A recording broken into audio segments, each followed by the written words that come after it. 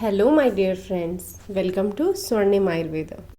Friends, अभी जो present में कंडीशंस चल रही हैं वो नो डाउट बहुत चैलेंजिंग हैं और इसी सब के बारे में आप लोगों के सहयोग के लिए मैं कुछ जानकारियाँ जो कि बहुत बेसिक हैं आपके साथ साझा करना चाहती हूँ और मुझे पूरा विश्वास है कि आपके लिए काफ़ी लाभदायक होगा।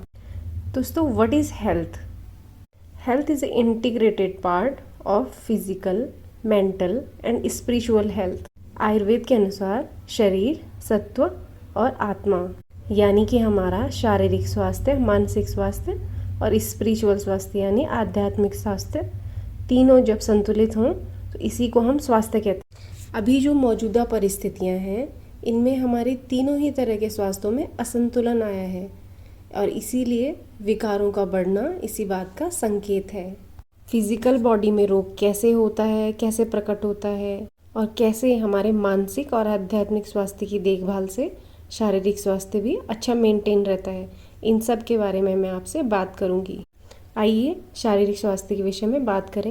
फ्रेंड्स, इम्यूनिटी एक बेसिक कॉन्सेप्ट जो कि आजकल हर तरफ चर्चा का विषय है।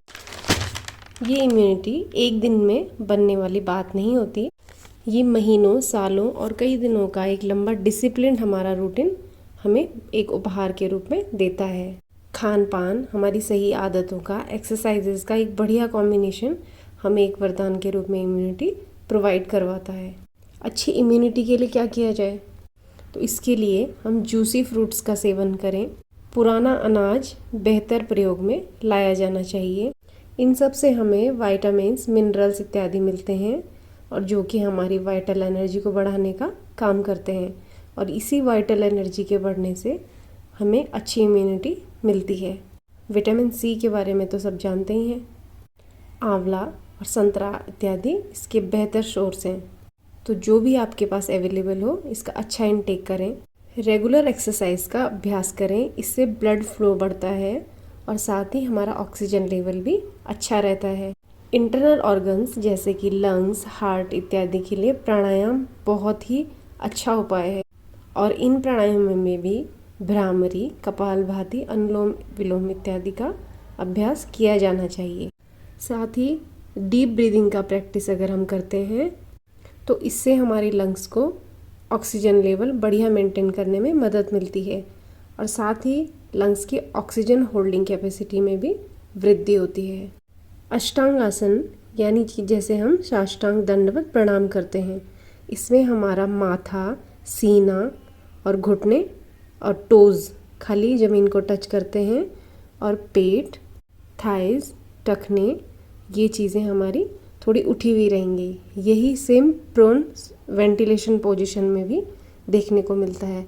इससे ब्रीदिंग कैपेसिटी और ऑक्सीजन होल्डिंग कैपेसिटी लंग्स की दोनों बढ़ जाती है।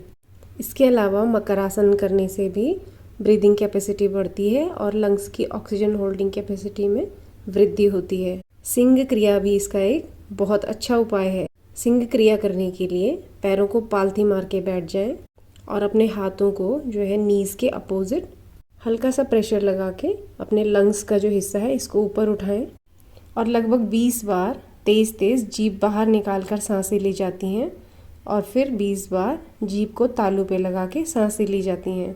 फिर आप चाहें तो 1-2 मिनट या 30 सेकेंड्स तक सांसों को होल्ड करें और फिर सांसों को धीमे से छोड़ दें, एक्सेल करें। और हाँ, इन अभ्यासों को करने से पहले आदमी खाली पेट यानी कि उसे अन्न खाया हुआ या पेट भरा हुआ नहीं होना चाहिए या फिर खाने के बाद लगभग 2.5 घंटा तक गैप रखें। इसके अलावा अन्य चीज़ों का भी ध्यान रखें कि कब कैसा अन्न लेना है। मौसम के अनुसार भोजन पे आयुर्वेद बहुत बल देता है कि किस मौसम में, किस ऋतु में किस प्रकार का आहार सही है। जैसे कि ठंडियों में ठंडी चीज़ें ना लें, तभी ठंडियों में हमें गुरु अन्न अच्छा पचता है और गर्मियों में हमेशा लाइट फूड और इजीली डाइजेस्टिव फूड का सेवन करना चाहिए। इन छोटी छोटी बातों का अगर हम ध्यान रखें तो हम स्वस्थ और दीर्घायु जीवन जी सकते हैं। ये तो सामान्य स्वास्थ्य की बात है।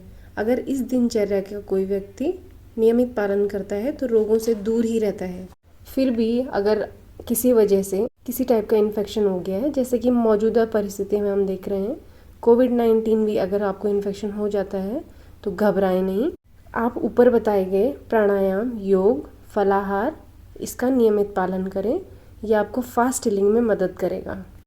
अच्छी नींद और सनशाइन का विशेष ध्यान रखें। 15 से 20 मिनट धूप का सेवन करें।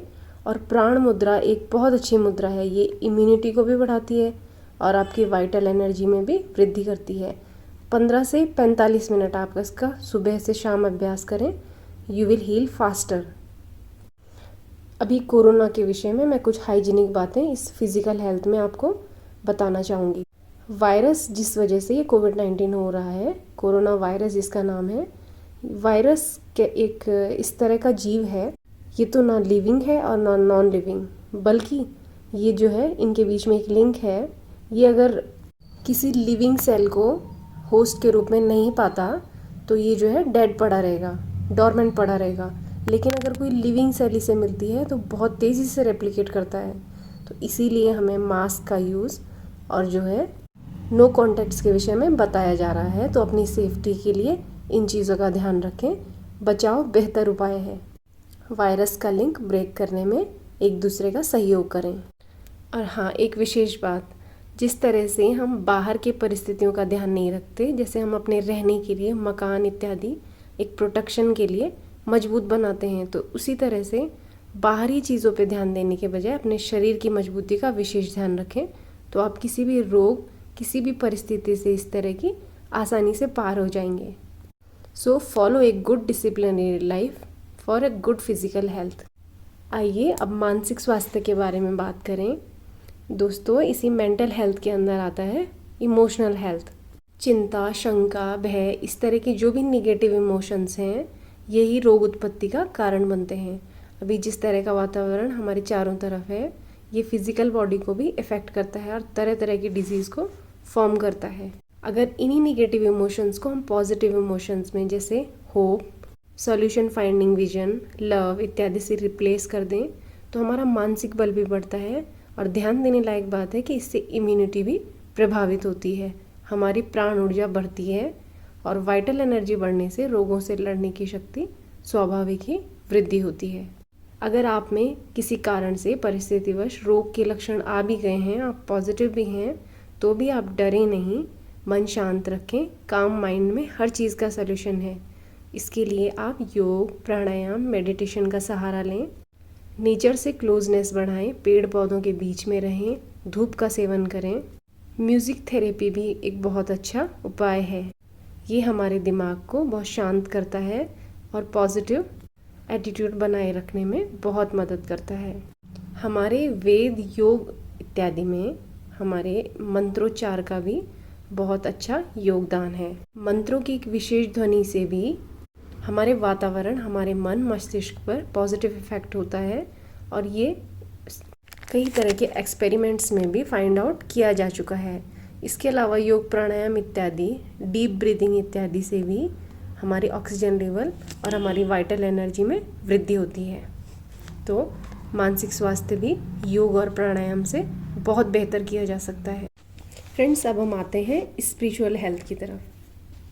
जैसा कि मैंने पहले भी बताया, बॉडी, माइंड और स्पिरिट यानी कि आत्म, शरीर, सत्व और आत्मा तीनों का संतुलन ही परम स्वास्थ्य है। यही हमारी बेस्ट हेल्थ होती है। अधिकतर लोग वैसे इस चीज़ को भूल चुके हैं, इस चीज़ पर कोई ध्यान नहीं दिया जाता, लेकिन सबसे ज़्यादा इम्पॉर्टेंट यही लेवल हमारी हेल्थ का होता है। यही हमारी एनर्जी बॉडी है। अगर ये हमारी बहुत अच्छी कंडीशन में है तो प्राण ऊर्जा भी बहुत अच्छे स्तर पर, बहुत अच्छी स्थिति में होता है और यही हमारा जो है शारीरिक स्तर पर, फिज़िकल लेवल पर इम्यूनिटी बढ़ाने के लिए ज़िम्मेदार होती है। इसके लिए क्या करें? इसके लिए आप खुद को एकांत में समय दीजिए। भाग दौड़ से थोड़ा सा अपना आउटर एटमॉस्फेयर से हट के, जो सुबह का शांत समय होता है या शाम का, थोड़ा मेडिटेशन लगाएं। प्राण मुद्रा की जा सकती है, जैसा कि मैंने पहले इसके बारे में बताया। ये सभी चीज़ें आपको बहुत पॉजिटिव रखेंगी, आपकी वाइटल एनर्जी को एक अच्छे लेवल तक लेकर जाएंगी और यही सब चीज़ें आपकी फ़िज़िकल हेल्थ को इफ़ेक्ट करती हैं। पहले तो इन सब का यूज़ आपको इल होने नहीं देगा। अगर आप किसी वजह से इस बीमारी की चपेट में आते भी हैं तो आप बहुत जल्दी हील कर जाएंगे। इसी के साथ मैं सभी के बेहतर स्वास्थ्य की कामना करती हूँ। सर्वे भवन्तु सुखिनः सर्वे सन्तु निरामया, यानी सभी सुखी हों और सभी रोग से मुक्त रहें। धन्यवाद।